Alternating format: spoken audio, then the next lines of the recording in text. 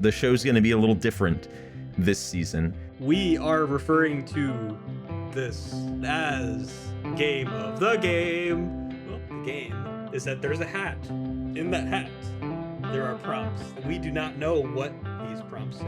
You and we both don't know what we're going to be talking about next episode. Cookie Pocket, the game of the game. The game of the game of the game of the game of the game. The game of the game. No, I just need to, keep making... I need to make sure I put in that reminder because I usually have like one night a week that I can do them. Well, I'll do an old-fashioned opening where I actually talk about the prompt that I pulled and why I picked the movie to shake things up this season. Because last time I pulled the prompt, well, hello everybody. Welcome to the game of the game. If you haven't been here in a while, or maybe you have and didn't catch our first episode and have no idea what's happening on the show now, we're shaking up the format this year. And I pulled a prompt last time out of the hat. I believe Christian wrote it. The prompt was a film that makes use of puppetry. And when I read that prompt, I thought, there's a lot of potential here. I know about some freaky puppet movies. And I was doing some digging, and then I realized, oh, crap. Well, Magic, a movie I've wanted to bring on this show for years, is a puppet movie. And it's not as freaky as some of the other stuff that I was thinking about, but what better opportunity am I going to have to get Magic on the show?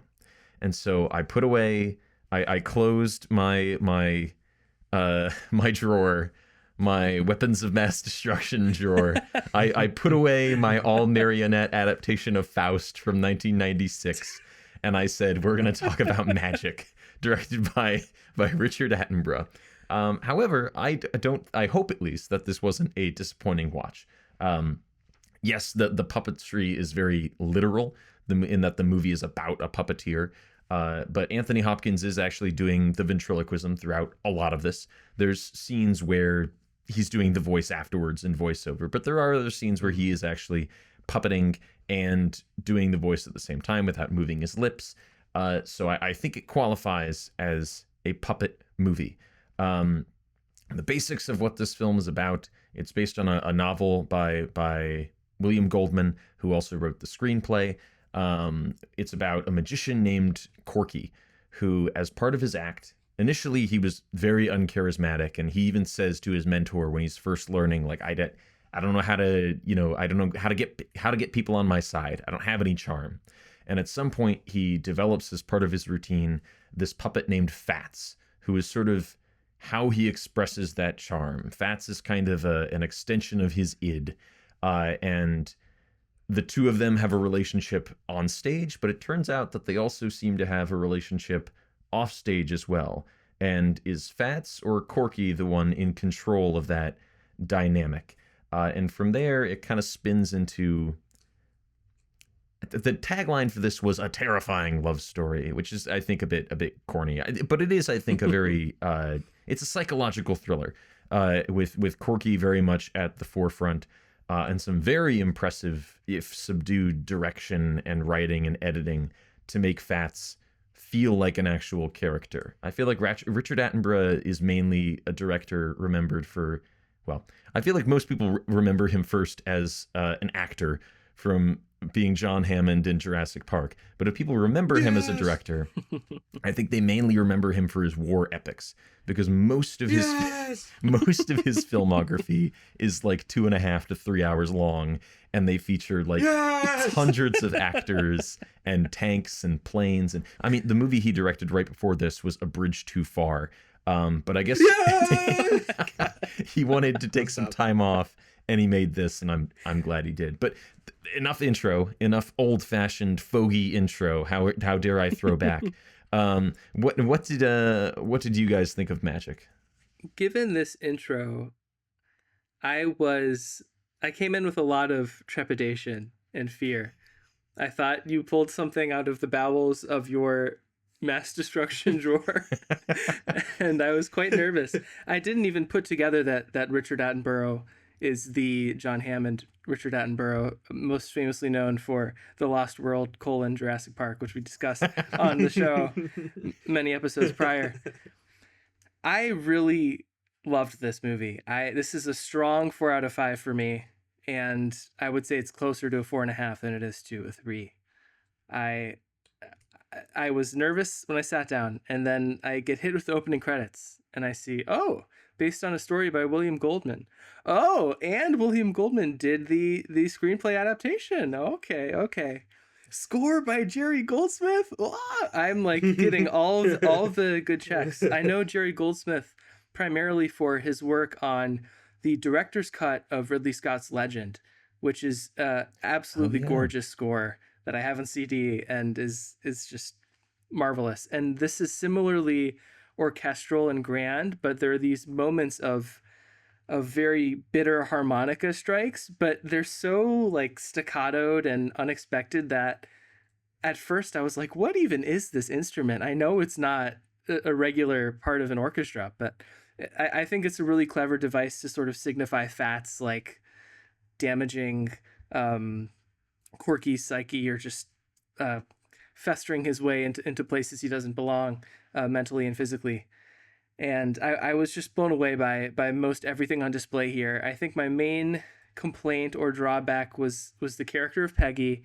I'm sure we'll get into that, but great cast, at least small cast, but great cast. I really liked Burgess Meredith here, who I only know from the Rocky films, and this is very different from his capacity as Mickey, Rocky's coach. He's much more lucid here. In the Rocky films, you kind of feel like he has lost some capacity, which maybe is part of the character of being like a very old boxing coach. But here he seems very sharp and ahead of the curve, especially in these opening scenes where he's like scouting out the talent of Corky and trying to get him on TV. And that plays really great when we get to the point where Corky kind of betrays him. And well, I could just go on and on. I would say I'm really impressed by this. I feel like this was a slam dunk movie for Game of the Game. I was looking at what we had done so far and felt kind of, at least what we've released so far. And I felt like there's been, of our first like 6 to 8 odd episodes, there's not been like a clear, this movie is really great from all three of us. So I think maybe Police Story could have gotten there, but this for me definitely got there. Yeah. What's he gonna do this time? What's he gonna do? He's really tired. Yeah, so I just, ventriloquism, anything, it's like inserted into a show or in a movie, it's just not interesting to me at all. It's almost like I'm interested in magic tricks more than ventriloquism, and it's such a niche, let's call it a talent, because it is a very, notable talent, especially like some of the, great ones that people recognize immediately. But it's like, it's so niche in like performances, and people, especially, I mean, it's a lost art basically, because nobody really appreciates it anymore. It's not really interesting to anybody. It doesn't really find its way into anything aside from occasional comedy shows from very specific performers. So it's like, especially now, like it's a complete, like nobody thinks about ventriloquism. And if you see like a news story on ventriloquism or something, you're just like, whatever, like it's just not interesting, I think. Yeah, it's a dead art form, and it's creepy. Yeah, and I do think that honestly, the Chucky films have kind of just ruined like anyone's conception of dolls that look remotely like that. And ventriloquist dolls normally do look very similar to that. Annabelle obviously is another one, and it's the Conjuring obviously. So these really big, even though they're mid to really like in the pooper in terms of writing stories that everybody knows about, kind of just ruined that whole perception. And I feel like the only real way you could have gone about this for it to be like at least moderately compelling is if you do it from like a psychoanalytical perspective, and you take things very intentionally and you kind of focus in on the character behind the doll more so than the doll, or you look at the doll as an extension of the character. Mhm.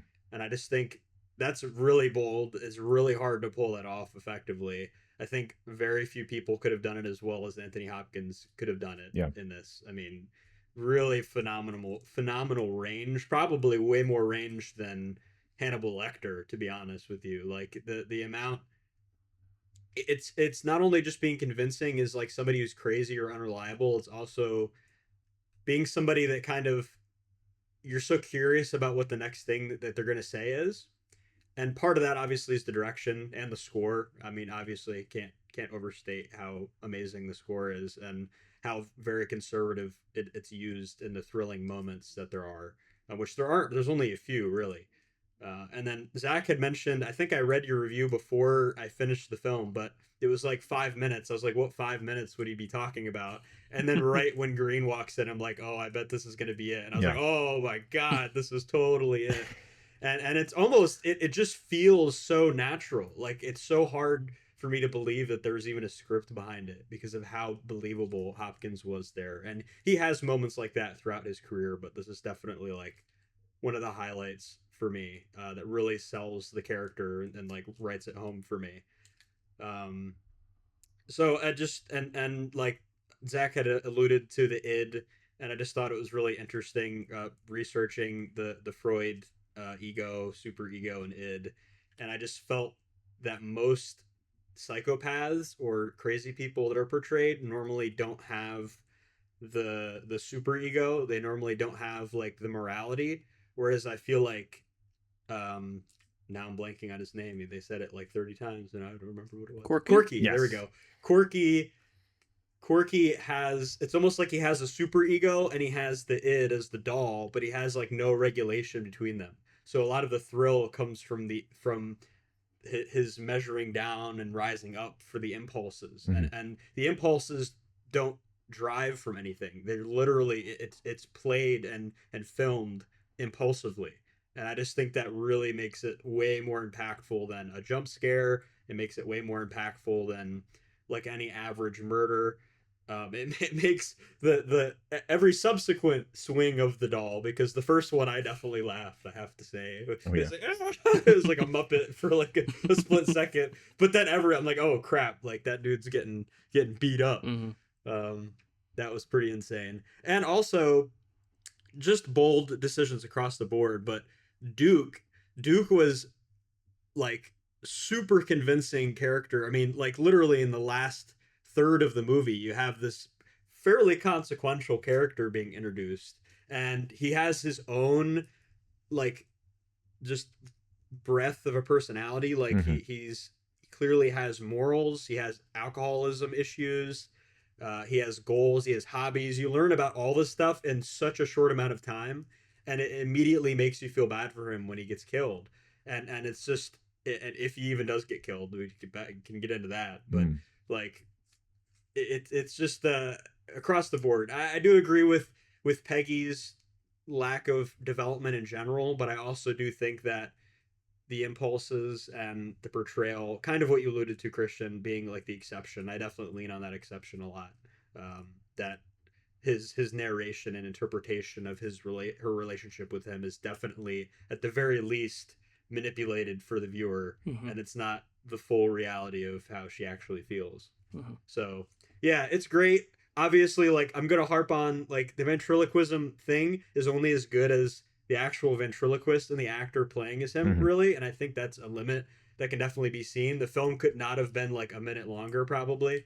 And I just think that's kind of like a minor limitation just with the premise, because you're limited to the capacity of one person's like narration. So eventually it has to run its course, which is, what, spoiler, he dies at the end. So 4 out of 5.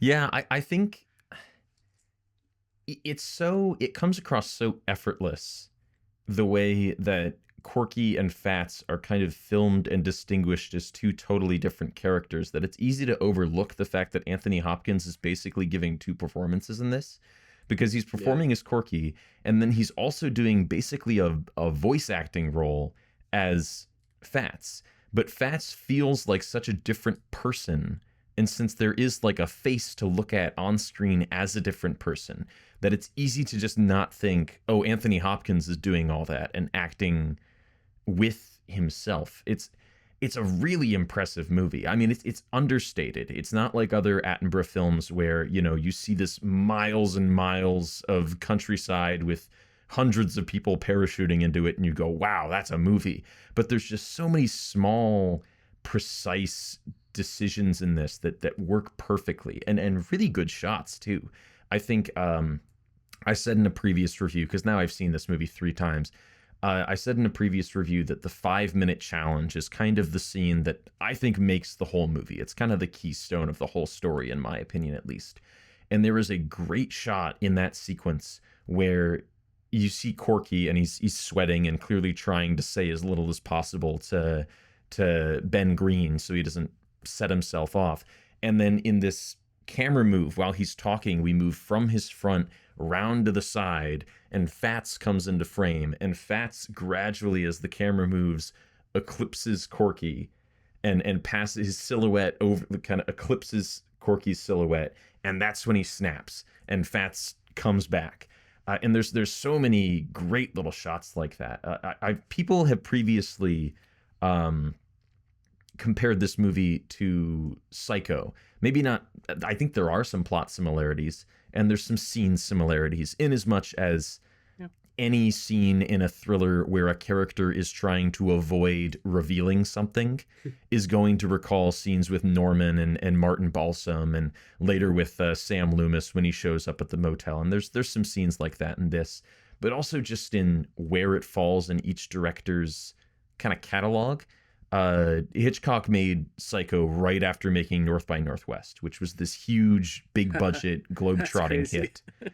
And he deliberately went small and made this kind of little thriller. And Magic, like I said, was made right after A Bridge Too Far, this small little thriller. Now, one of those went on to be maybe the best remembered film of its director's entire career, and the other one, I feel like nobody ever really talks about Magic, if they talk about Richard Attenborough's directorial career at all. But yeah, I really do love it. I think it's a great film. But I want to get your opinions on the 5-minute challenge sequence, because I do think that's a genius scene. And maybe in the past, reading my second review, I'm like, all right, maybe this is a little too much credit to give to this one scene, because I think the rest of the movie is very good. But what did we think of that showdown between Burgess Meredith and Anthony Hopkins? Yeah, it's a clinic. It reminds levels. me of. Oh, go ahead. No. That was Please. time. Please, Mitchell. No. I'm gonna say what I was gonna say, and then Christian will go, and then I will go. Okay. I was gonna say, if anyone has ever done a plank, which almost everyone has done a plank, like 2 minutes is a long time. And when you said 1:30, you can feel like I felt like I was in the film. Like, oh my god, like this is like the longest 1:30 of my life, and it was like the most sympathizing like measure of time I've ever like seen in a film ever, where it's like, oh my god. Go ahead, Christian. Yeah, true. I can second that. I think it's a masterclass in levels of acting. A lot of the time, especially as Corky, I feel like Anthony Hopkins is playing really small here. He's showing this sort of social awkwardness or anxiety of Corky in furtive ways at the beginning, when he's sort of misrepresenting his performance at the open mic, and throughout his interactions with Burgess Meredith. I think his role as Corky and as Fats, excuse me, not only is he voicing Fats, he's also puppeteering Fats, and though a lot of the time that just means opening and closing Fats's mouth at the right time, there's also some like eyebrow movement. There's literally simply rotating Fats's head, and something as simple as the orientation of Fats relative to Corky's body is constantly important and not just a matter of fact thing. So I think just like the psychological deterioration of Corky alone in that scene would be impressive as an individual performance. And then you add on everything Zach said about him doing effectively 2 performances at once. It's a marvelous scene. Yeah, I think just the sense of the pacing and the moments when they're not talking, like Green especially, is like perfectly timed. It's like every time it's uncomfortable. It's like, please stop showing me this guy being like, I already know how he feels, and it's very frustrating in a good way, like in a sympathetic way. It's frustrating for Corky to be like not understanding and not being on the same, not having the ego, like I was saying, like not getting a sense of reality. He's like struggling between what does he think the right thing to do is, and what is the impulsive thing to do, and there's like no in between. And I just think that completely like lays the groundwork for it. And I also think in a way Green almost functions as like a red herring. At least that was my initial interpretation, because you're going to be in showbiz, you're going to make it big. Like I was genuinely thinking like there would be like a Vegas scene. Like I was genuinely thinking like, oh, like this is the actually direction we're going, because they got like the executive, the three lawyers who I think he said over an IQ over 100 collectively. Oh, okay. That was my God. Together their IQs must equal over 100. Okay, probably true. But yeah, I just thought that would be such an easy direction, and that was the easy sleight of hand, and having Green show up while he's at his worst and trying to explain it, and it's like an obfuscated, like catching the protagonist at their worst, but it's just so twisted because of all these different elements we've already talked about. And I just think, letting both characters just be invested in like the single goal of the scene, and like I said, it just felt so natural. It's really hard to, without actually seeing it, it's just really hard like to portray that. And it's not overdone at all. Hopkins does not make it overly insane. He doesn't like jitter around too much. He does a little bit, and then he's kind of talking a little bit of sense, and you just feel bad for him. But then it's just like you can see every side of it, and it's just such a complex scene, really. And I think the pacing is one of the big contributors of that. Yeah, you do really see, I think it happens quickly, but I think you could probably go through that scene, and on Anthony Hopkins' side, you could probably trace out the 5 stages of grief, because I think he does, at least, because he's nervous about taking the medical test for the network. That's why he runs away in the first place. But I do think on some level he thinks that he can control Fats and that he is the one in charge. And by the end of that scene, he sort of realizes and accepts. I mean, he even says it like, I can't do it. I can't stop Fats from speaking. And you do see that like earlier. I mean, it's again, I think it's just the fact that scene, I think, makes you realize, oh, this is weird. Like the amount that he talks to this dummy is weird. But I think earlier in the film, you kind of do accept it because Fats just feels like another character. And that scene highlights, there's a moment where he's talking to Green and they should be having this very serious conversation after he's been like, all right, let's have a real conversation. And then Fats chimes in with something.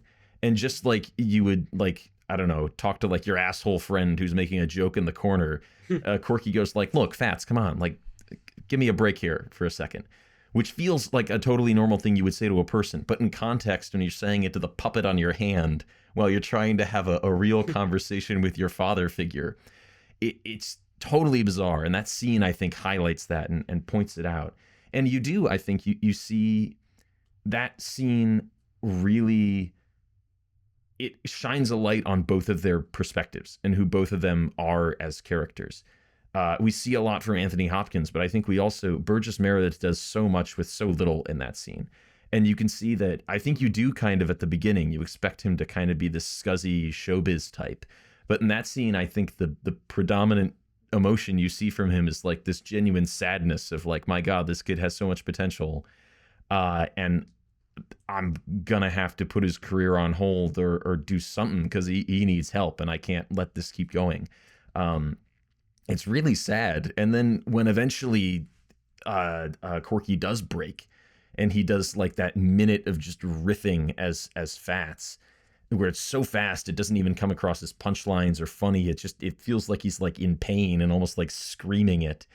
It's very chilling. I really, really effective scene, I think. I think there's very few scenes in it that I think don't work.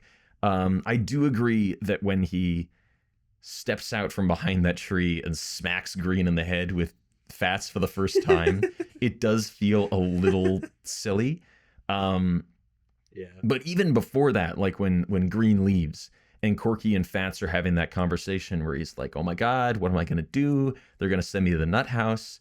And Corky or Fats keeps telling him like, well, you got to stop him. What are you going to do? Is I don't have anything. Well, use me. And it's, oh my God. I don't want to be here anymore. I do agree. Earlier you pointed out, Mitchell, how Duke is also a pretty good character. I think everybody in this, it's unfortunate that everybody other than Anne Margaret is Peggy, I think is drawn pretty well. I mean, Duke is not just this stereotypical scumbag. Like, he does have levels. I think in a less intelligent version of the script, Duke would be your stereotypical, like, constantly drunk, where's my dinner? You're going to get the belt type, stereotypical abusive husband character. But you do see scenes from him where he's clearly like nervous about his lack of his success and feels like he's growing apart from Peg. He and Corky also have like this kind of genuine rapport where they are kind of like joking around with each other in the boat. And he doesn't come across as if he was like, as if they had an especially negative relationship in high school either, because they all knew each other from school, because this is where Corky grew up. And in flashbacks, you don't see a scene where Duke is like shoving Corky into a locker or anything. Corky's kind of insecurity seems more of like a self-imposed exile than anything else. Yeah. But that does bring me, I think, to a really important point. At the end of the movie, or towards the end of the movie at least, Fats, Corky and Peg are having this conversation. They've decided they're going to run away together. And then Fats kind of interrupts and says that earlier in the film, when Corky and Peg did this card trick together, where he supposedly read her mind, Fats says, well, it was all fake. He does it whenever he wants to sleep with a bimbo. And kind of, he says he blows the whistle on it. But I don't think that the film firmly says whether or not Corky faked it, because he refers in the past to when Merlin, the magician who trained him and his wife, did it. Oh, they used to do a bunch of fake stuff, but they wanted to do it for real. And so I think it's open to interpretation whether he faked it or did he do it for real. What do you guys think? Did he fake it? Was it a con for Peg, or was it genuine? Not only is that a question, I would say that Fats is ruining the situation with his little anecdote could totally be a falsehood.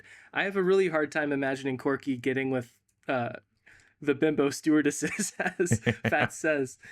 I think that scene is the biggest reason why I'm willing to more or less forgive Peggy's flatness as a character, because that moment is so good.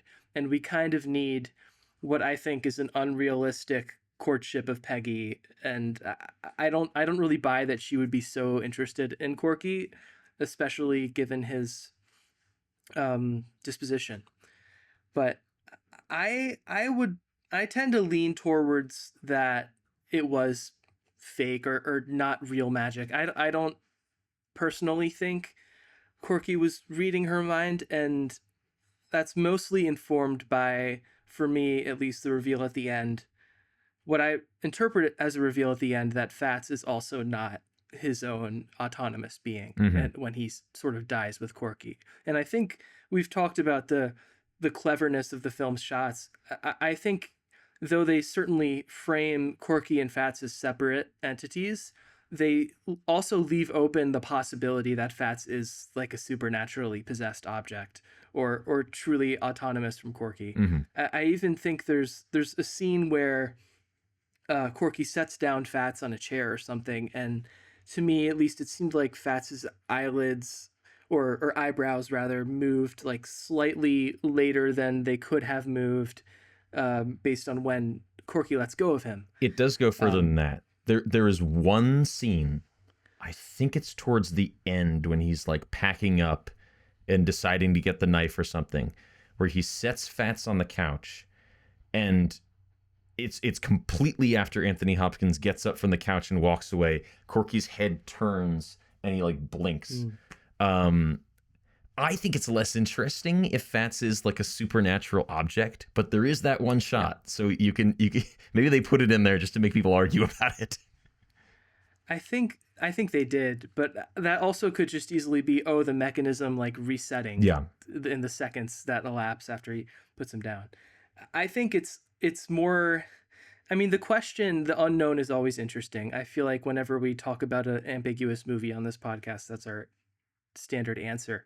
But I think there's something dramatically satisfying about it all being in his head or all being sort of grounded and real for this movie. I think that ending hits really hard.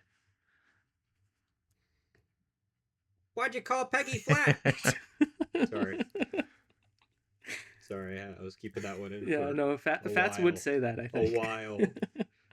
Yeah. Well, yeah, that's pretty much what I was going to say, Christian. You broke open the seal of the shakaroni pizza before I was ready to do it. But, yeah, I mean, really, when you're setting the tone the way that you do in the beginning, and Christian mentioned this in his review too, like, you're opening up the biggest can of worms. And I do think I would almost, just because of how different and flat Peggy's character is, I would venture to say her not even being there, or Duke even being there. Like, I think Green is real, but I would argue, I would say there's an argument to be made about Peggy not being real at all. Ooh. And Duke not being real by extension. Or some variance of that, obviously. But I just think, especially with the way that Peggy reacts and how Peggy's got problems. She's got mental problems. If she's like this fixated on this guy with this doll, like, sure, high school sweetheart things, or like you have one aspect of somebody that you're using to justify like chasing after them, and you're like just super interested in the unknown. There's like many arguments. This is a story that's been told. It happens all the time. That's why we have dating apps and infidelity all the time, all amok in the world today.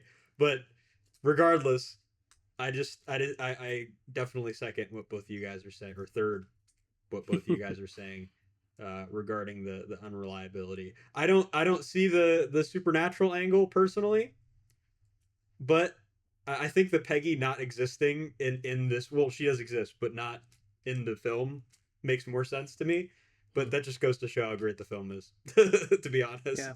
I think an angle that the movie maybe doesn't communicate as well as it could, that contributes to it feeling kind of strange how Peggy reacts to Corky after so many years, is that Corky is meant to be pretty famous at the point when the movie takes place.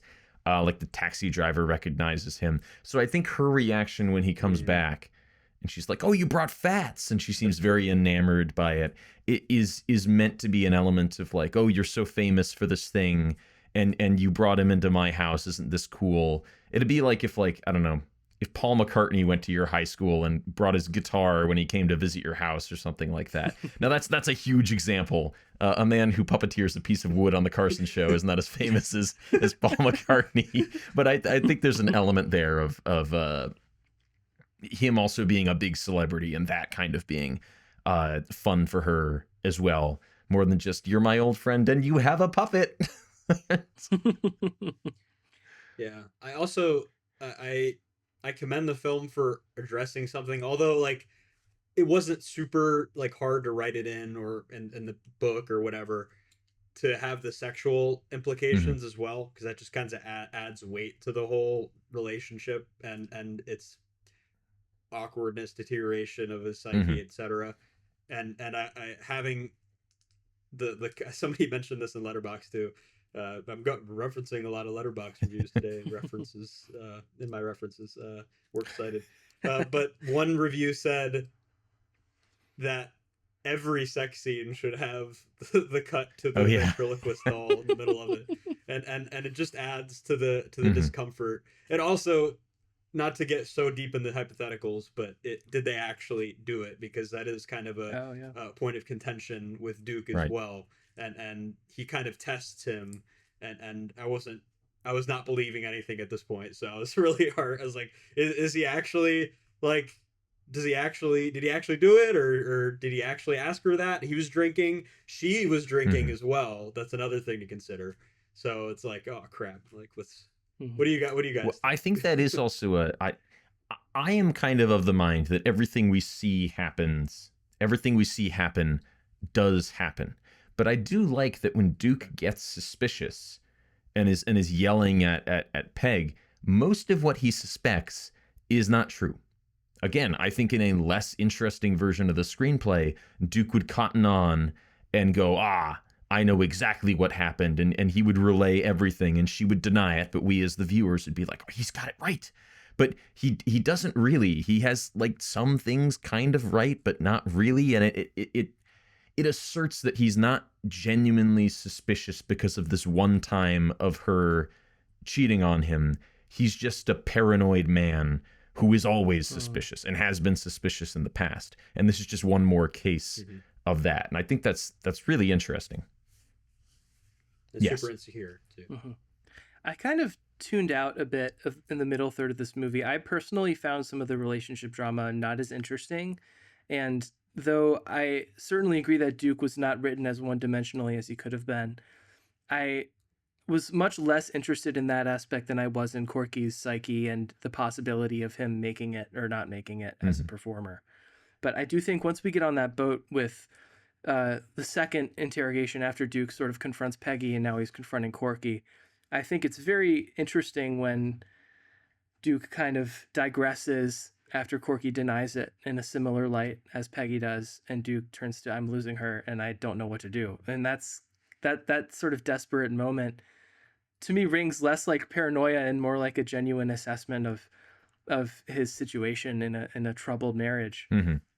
And I don't know. I am so interested in what Corky does as pertains to his relationship with Peggy, as well as his relationship with Fats and making it or not making it in the entertainment industry.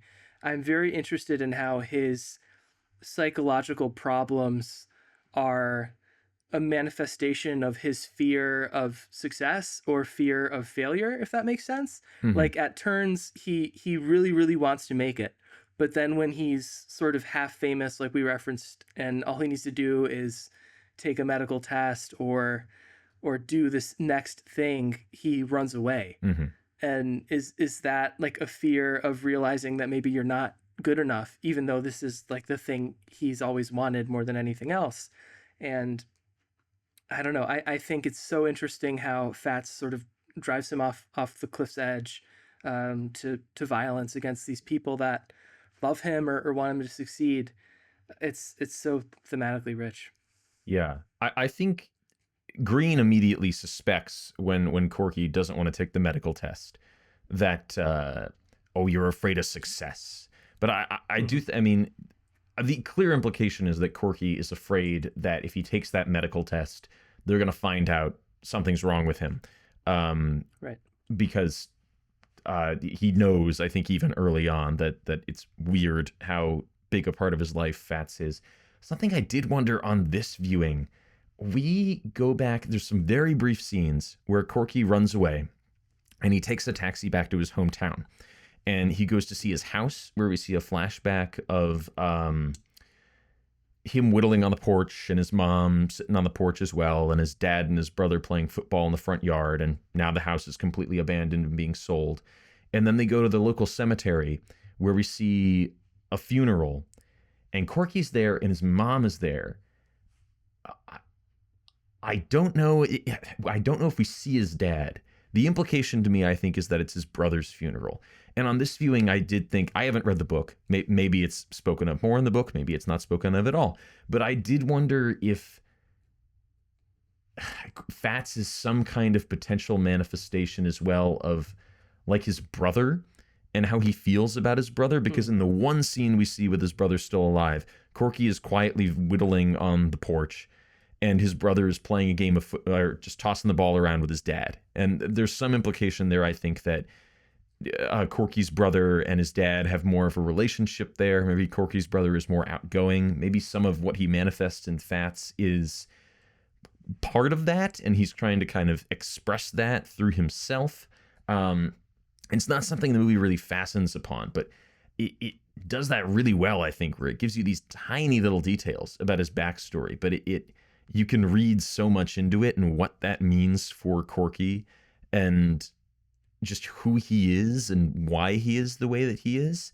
And again, some really great understated shots in that as well. The shot where this whole movie is very kind of gray and wet and rainy, or not exactly rainy. It just rained. So everything is kind of cold and wet, but it doesn't have the romanticism of there actually being rain falling, which I think is a very specific thing.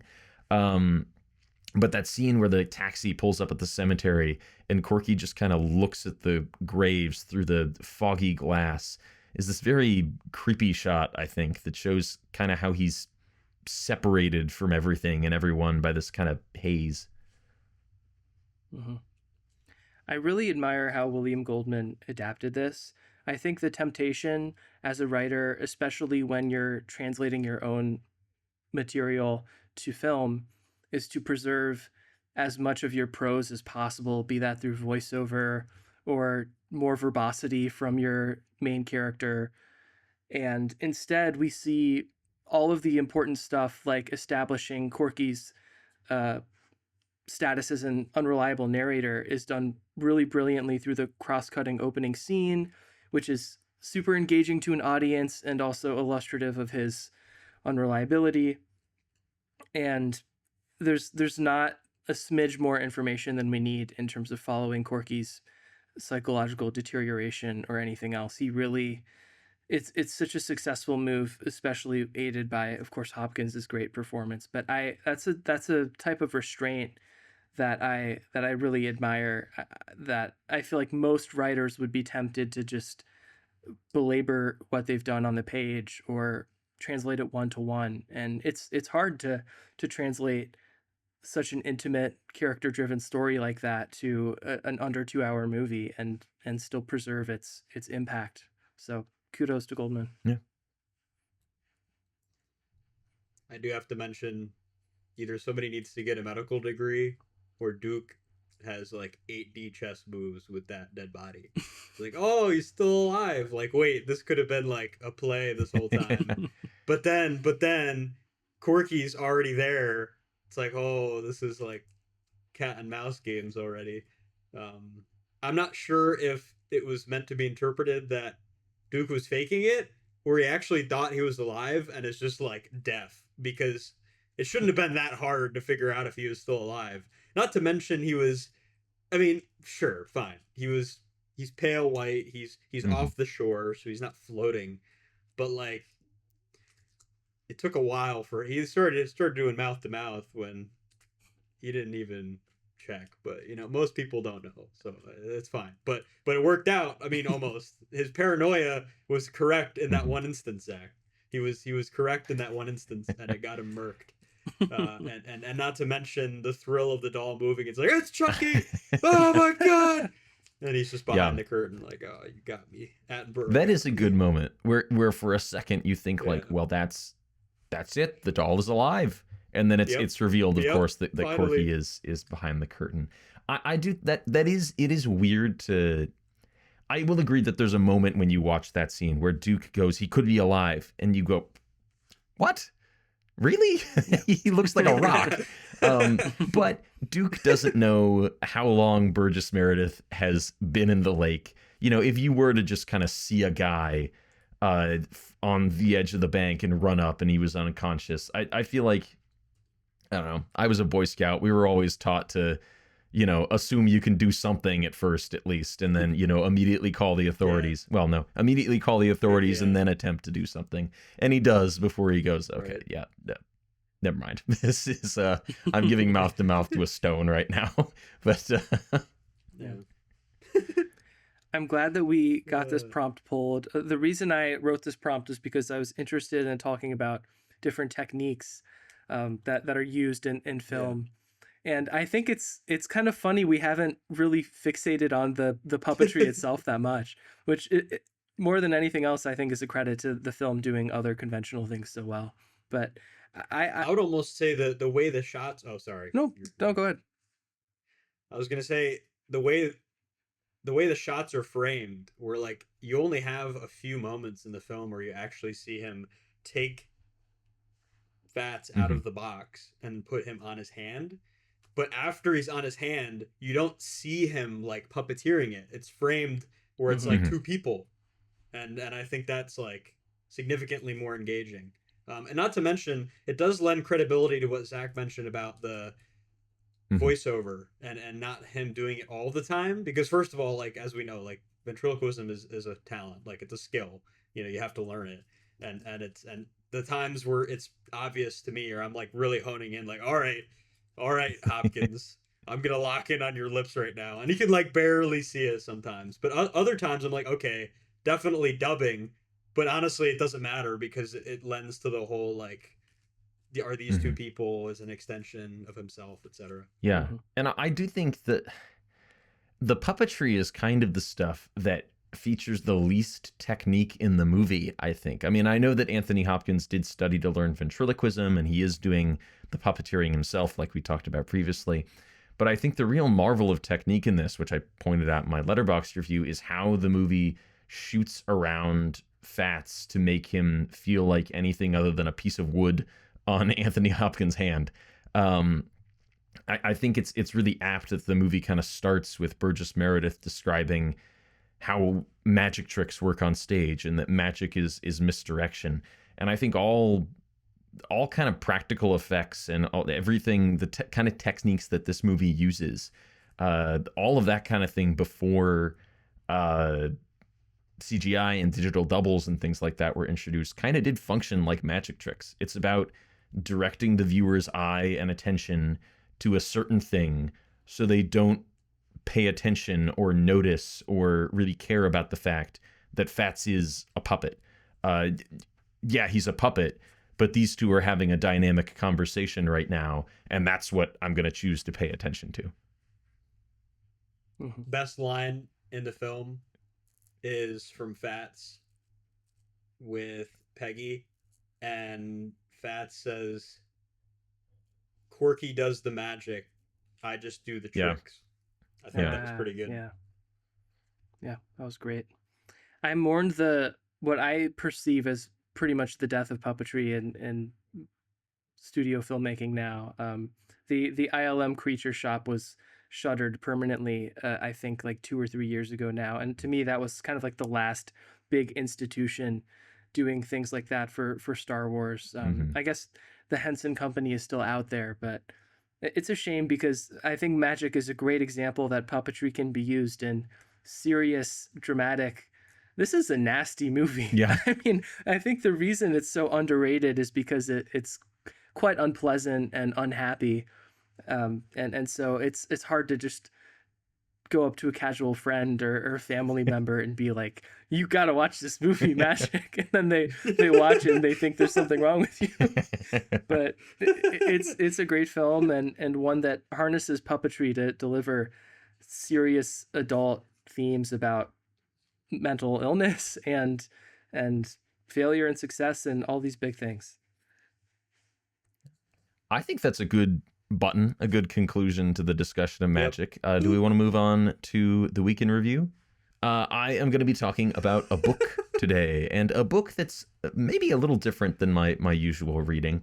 For the past couple of months, maybe since the beginning of the year, Gloria and I have been doing this sort of book club thing where she picked a book that we read together bit by bit by bit over the course of a couple of months, and then I picked a book which we read together bit by bit by bit. Her selection was A Tree Grows in Brooklyn, which I had never read before. I don't know if that was required reading for any grade level in our school system, though I do remember the title being on shelves and people talking about it when we were in high school and maybe even middle school. And my selection was a book, a very recently published book called The Secret Diaries of Charles Ignatius Sancho, colon, a novel. This is by an author and actor named Patterson Joseph, very, very talented English actor. I really only knew him from, he was in two pieces of British television media that I was familiar with. He, first of all, first time I encountered him, he was in the Series 1 Doctor Who finale, Bad Wolf Parting of the Ways, in which he plays the character Roderick, who is stuck on the weakest link with Rose Tyler. Hashtag not my Roderick. And then he was also in the show Peep Show, where he plays Johnson, Mark's boss, which is a very funny recurring role that he has throughout all 9 seasons of that show. However, he's also a Shakespearean actor. He's classically trained. He's appeared in all sorts of stage shows, including for the past 20 years. He's done a stage adaptation of the same source material, which is based upon the life of a black man who lived in 18th century England and eventually ascended to the status of maybe not nobility himself, but he hobnobbed with a lot of nobility. He was on good terms with the king. He ran a grocery store / antique shop. There's a very famous painting of him that now I think hangs in the Canadian embassy or something. Very weird location. It doesn't really need to be there for any reason. But this book by Patterson Joseph is essentially a translation of Sancho's own diaries and letters that he sent to his wife, his own life, in the form of a novel. And it's an interesting read because unlike other epistolary novels, it really treats itself like a diary. When you write a journal entry or a diary entry, at least this was my experience when I wrote journals when I was younger. I was never a big journaler, but when I did, you don't really introduce people in your journal because you know who they are. So you tend to write down, oh, well, Christian and Mitchell did this and that and the other, and then we met up afterward. And in a lot of epistolary novels, they will kind of bend to the fact that this is a book. They'll write in introductions for characters. Christian, who is this person who I know from here, and Mitchell, who is this person who I know from here. This does not do that. It's true. This book just introduces people as if it were a standard journal entry, in that they are suddenly there. And sometimes there's big gaps between the last journal entry that Sancho wrote. And so it takes a moment to kind of catch up to what's happening.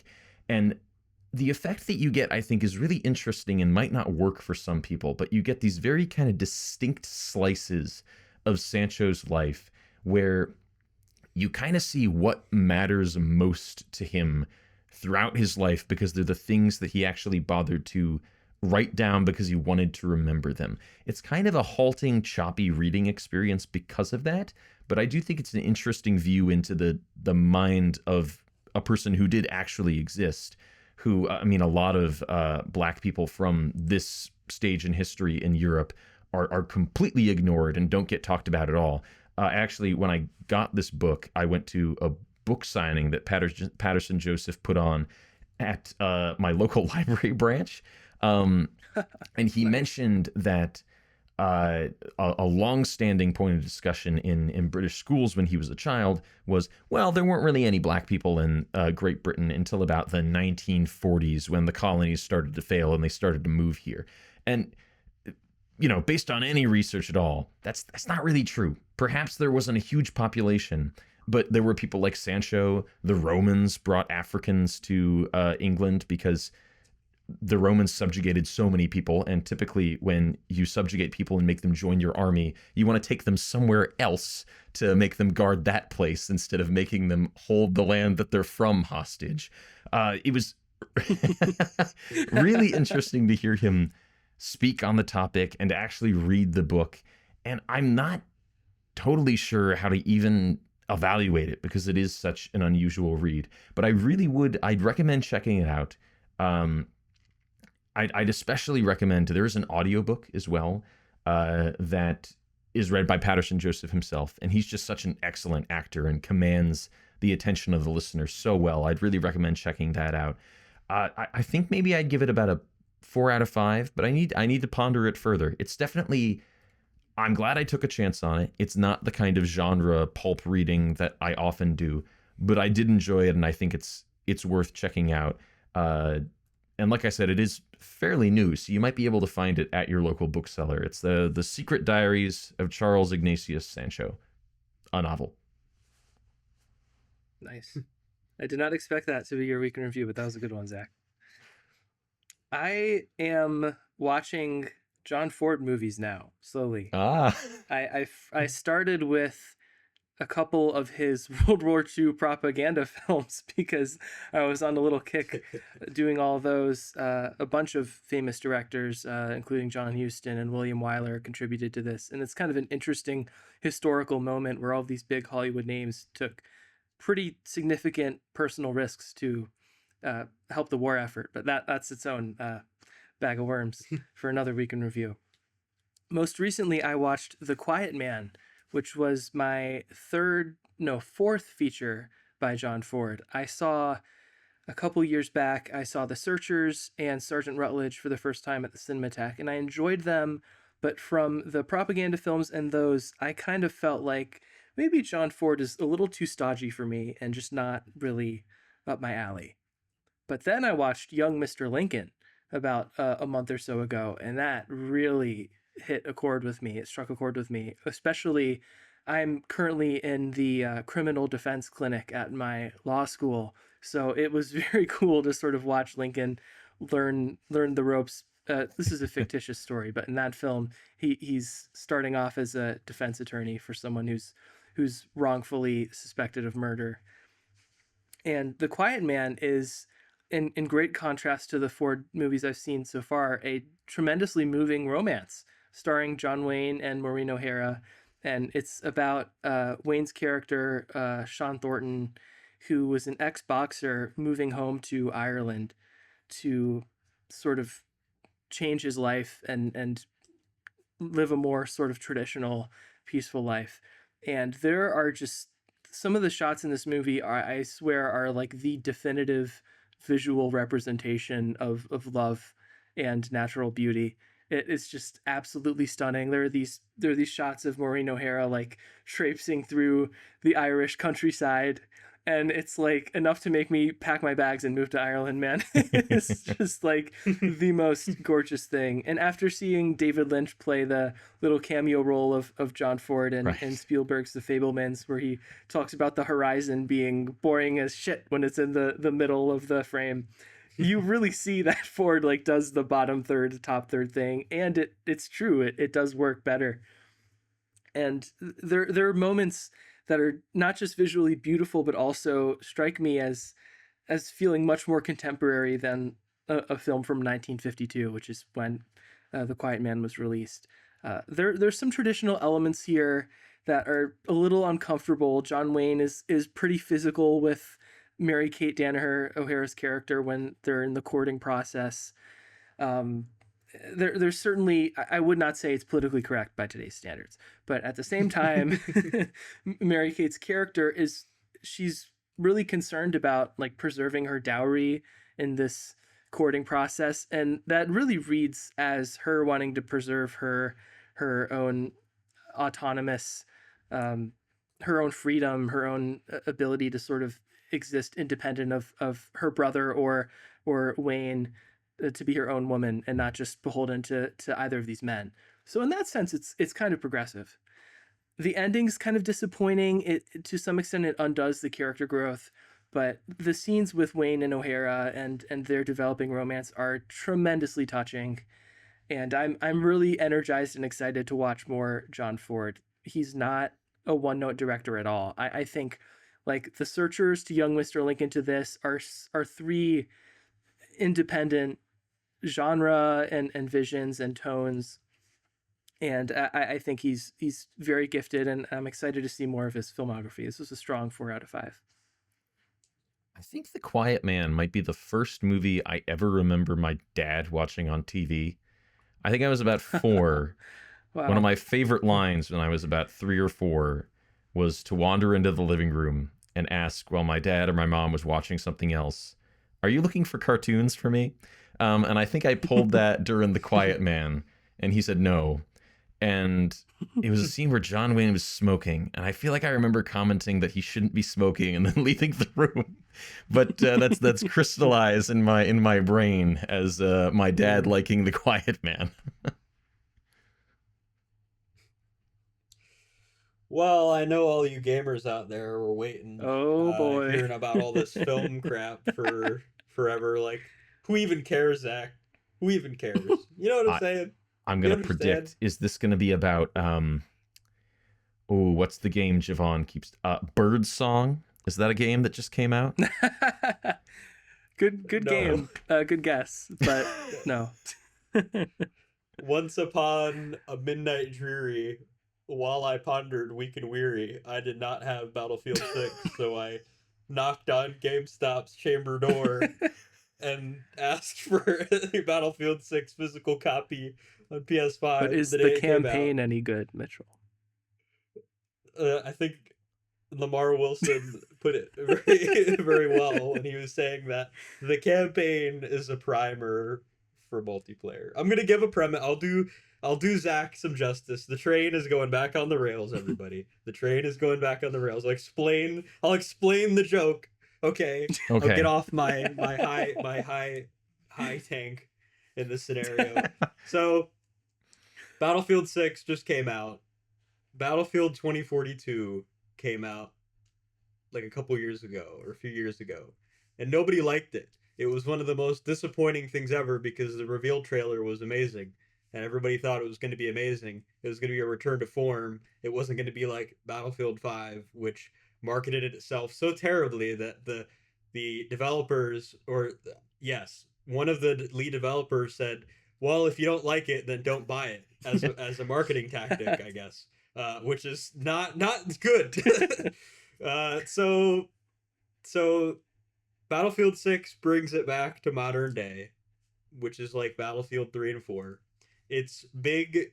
It's not like Call of Duty where it's very small, running around with your chicken, like a chicken with heads cut off, and killing people really fast, or 60 no scoping. This is like the perfect middle ground between arcadey stuff and like milsim, like military simulator shooters, like Arma, where like if you get shot, you have to like sit down and like bandage yourself, and you have to drink water and adjust distances correctly and all that stuff, adjust for ballistics and all that. This is like the middle ground, and the game does it phenomenally. I'll just say right off the gate, the campaign is super mid, but it does introduces, it's very short, 5 hours, but it introduces you to like every aspect of the multiplayer, and it lets you try basically every gadget. It allows you to drive a tank. It has very cool settings. The premise is that NATO and this new kind of splinter organization, or splinter, what am I thinking, partnership, international partnership, is like a mixture of like the Warsaw Pact and people who left NATO, called Pax Armada, and you kind of learn where Pax Armada came from at the end. But that's like the general premise, and there's New York is a setting, Cairo and Egypt is a setting, and it's really cool seeing like M1 Abrams tanks and like Apache like helicopters in the near future in front of like the pyramids and stuff. The maps are kind of mid. The maps are not very good because they're just designed very poorly for the way the game should function. It feels a little bit too much like Call of Duty, which may be a goal, because the Battle Royale mode that's currently competing with Fortnite and Call of Duty is called Warzone, and Battlefield is allegedly, or almost basically certainly now, they haven't confirmed it, but is going to have Operation Firestorm, which is another Battle Royale iteration to compete with those two. So the long and short of it, it's a fantastic like middle ground. If you've never played Battlefield, it's a really great introduction to the franchise. You can fly jets, you can have tanks. I think it's 32v32 players, so like, the maps are like fairly big. Believe it or not, 2042, and it ran horribly. It had 64. You can imagine how that went. Ooh. How do you even find that many friends 32 to is great. play with? Okay, Zach, hold on now. First of all, this game peaked at 700,000 players just on PC. Is this one of those games where you play with people you don't know? Yes. Okay, Yes. all right, okay. Like all online games. You picked up a physical copy. Xbox. That doesn't matter, Zach. we'll educate Zach. We'll educate. It It's doesn't okay. matter. We're all good at different Is things. this like Zach. We're all good Frogger? at different things. No, it's not like Frogger. No, It's like, it's more like you ever Among play Us. Wolfenstein 3D? Yeah. Or Doom. It's like Doom, Zach. But a lot of people and real people. Yeah. Anyway, yeah, definitely recommend it. I recommend it to anybody who really loved Battlefield 3 and 4. Will have a lot to appreciate with this. And the launch was almost flawless, which never happens because usually when the game launches, there's so many Especially issues, now. so many bugs. It comes out like way too early. The developers are overworked. It didn't feel that way at all. So very grounded, semi-realistic experience, which is what a lot of people wanted. Right. Oh shoot! Do I have to pull the prompt? It is no. Christian's turn to pull a Uh-oh. prompt Oh dear. as Pull the look the of prompt, horror prompt, dawns prompt. across his face. Truly. Oh no. I'm gonna see if I can just let you guys read this. Oh! Oh my Okay. god! No! Man, I wonder who did that one. Yeah, really. God. Googling what is a video nasty Oh no. Now keep in mind, well, I can Oh, actually, no. I can tell the to learn my viewers parameters. what a video nasty is if we want to do this preview. Essentially, a video depicting excessive gore and violence. Is this accurate, Zach? that's a very generic description. Essentially, in the mid 80s, when home video cassettes were a big thing, in Great Britain, there was a big campaign by conservative parents organizations that said that some movies were too violent and too gory and that people shouldn't be able to rent them or watch them at home. They were too obscene. So the British government published a list of 75 films that were illegal to sell or rent in stores, that you could be prosecuted, fined, or potentially even jailed in the UK for selling or distributing these films. And these range from major Hollywood productions to complete bottom of the barrel garbage. There was also an Like extended Zombie list 2. of like movies that would be cautioned but weren't technically on the list. But that's what a video nasty is. So would I have to pick from this 75 movie list? If it were to classify as people are iffy on that. I would say as the person who wrote the prompt, you would have to pick from the 75 movie list, but you might be surprised what's on there. What is free speech? Yeah, It could be an for interesting real. point of discussion, yeah. That's like the only reason like I said last time, I was really keen on using a mulligan, but then I wanted to do the Hong Kong route with Police Story. Oh, this is tough. This is so tough because I have These to choose challenges are now, good. right? Yes. If I'm using a mulligan or not. This sucks, man. I guess I'm gonna have to play ball. Oh. I think Let's go. yeah. MLB the show. Okay. My brother's favorite video game. Shout out, Sebastian. You're definitely not listening. Well, if you guys want to see Yeah. what video nasty Christian picks, Zach hates me, guys. I'm going to be totally honest. I thought for sure I'm that if you suffering. pulled this one, this prompt was not going to be happening. But you're locked in now. Oh, you knew I was. I already had to So- do freaking Italian I like horror the for my challenge. first prompt, and then I know, that's what I was and then thinking. Zach hits me with China and more nasty. With China. I hit you guys. Police with Story that. was great. It was great. I loved Police Story. I'm just complaining now. Well, maybe I'm- you'll I'm love just the film you completely- pick this time. Yes, I'm relapsing into season 1, Christian, slowly but surely, and it's all your fault, Zach. So, see me next time if you want me The to changeling is not say that good. 1 out of though. 5. This is stupid. Yeah, if you want to see Christian hit rock bottom, tune in next time. Until then, goodbye. The game of the game of the game of the game of the game of the game.